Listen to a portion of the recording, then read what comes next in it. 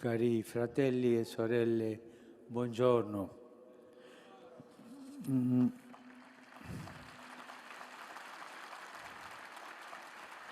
Nel nostro cammino di catechesi sulla famiglia, dopo aver considerato il ruolo della madre, del padre, dei figli, oggi è la volta dei fratelli. Fratello e sorella sono parole che il cristianesimo ama molto e grazie all'esperienza familiare sono parole che tutte le culture e tutte le epoche comprendono. Il legame fraterno ha un posto speciale nella storia del popolo di Dio, che riceve la sua rivelazione nel vivo dell'esperienza umana. Il salmista canta la bellezza del legame fraterno e dice così: ecco com'è bello e com'è dolce che i fratelli vivano insieme. E questo è vero, la fratellanza è bella. Gesù Cristo ha portato alla sua pienezza anche questa esperienza umana dell'essere fratelli e sorelle, assumendola nell'amore trinitario e potenziandola così che vada ben oltre i legami di parentela e possa superare ogni muro di estraneità. Sappiamo che quando il rapporto fraterno si rovina, quando si rovina questo rapporto fra fratelli, apre la strada ad esperienze dolorose di conflitto, di tradimento, di odio. Il racconto biblico di Caino e Abele costituisce l'esempio di questo esito negativo. Dopo l'uccisione di Abele, Dio domanda a Caino: dov'è Abele tuo fratello? È una domanda che il Signore continua a ripetere in ogni generazione. E purtroppo in ogni generazione non cessa di ripetersi anche la drammatica risposta di Caino: non lo so, sono forse io il custode del mio fratello? Ma quando si rompe il legame fra i fratelli diviene una cosa brutta, anche cattiva per l'umanità.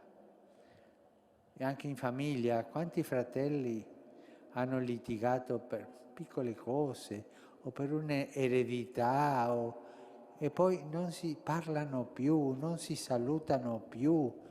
Ma questo è brutto. Ma la fratellanza è una cosa grande.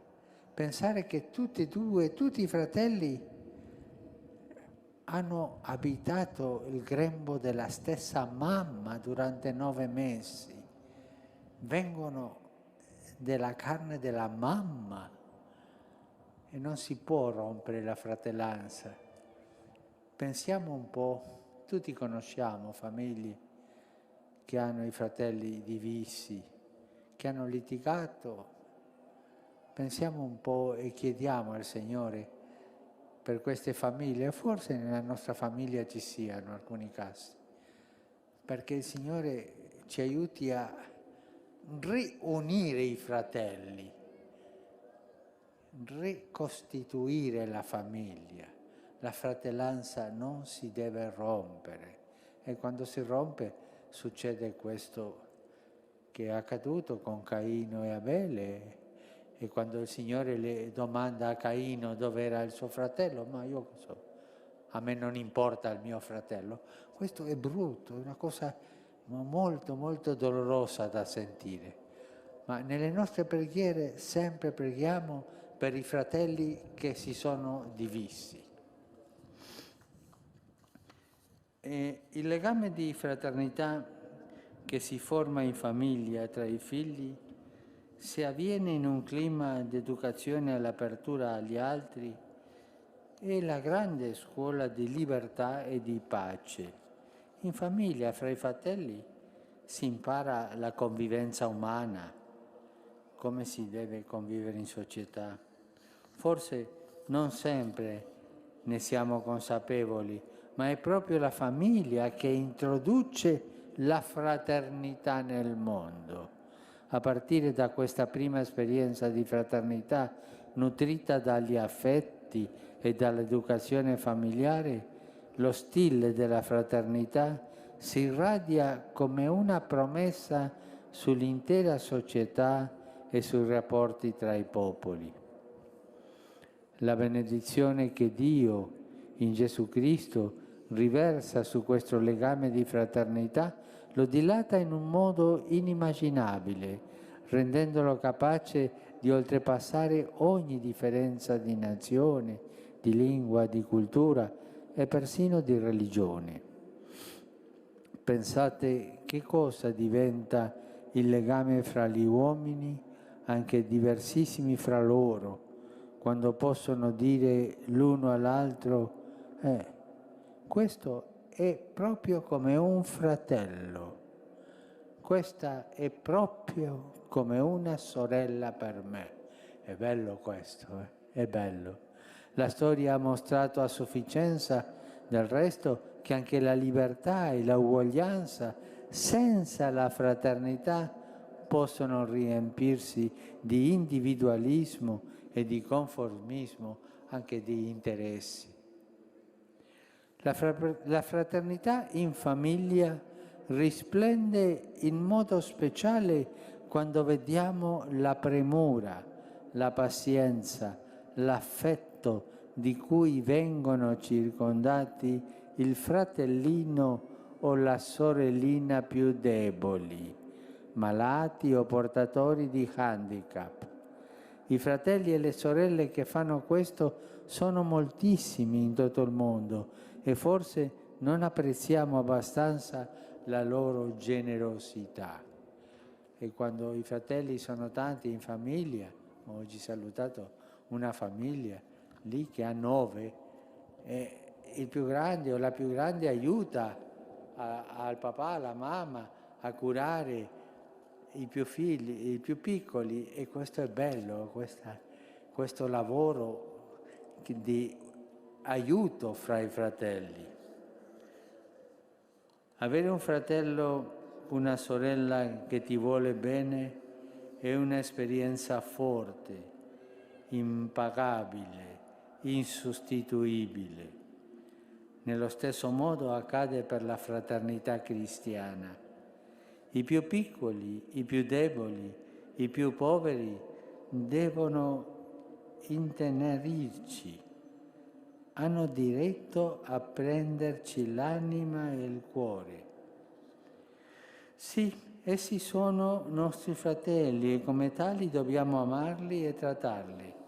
Quando questo accade, quando i poveri sono come di casa, la nostra stessa fraternità cristiana riprende vita. I cristiani infatti vanno incontro ai poveri e ai deboli non per obbedire a un programma ideologico, ma perché la parola e l'esempio del Signore ci dicono che tutti siamo fratelli. Questo è il principio dell'amore di Dio e di ogni giustizia fra gli uomini.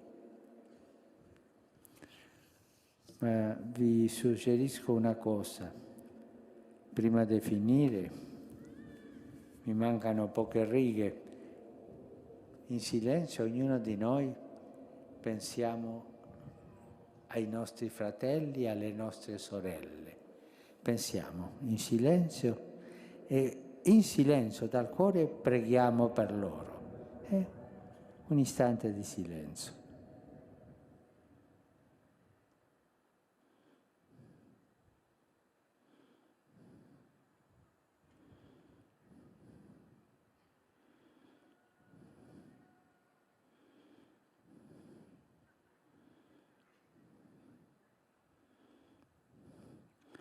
Ecco, con questa preghiera li abbiamo portati tutti, fratelli e sorelle, col pensiero, col cuore, qui in piazza, per ricevere la benedizione.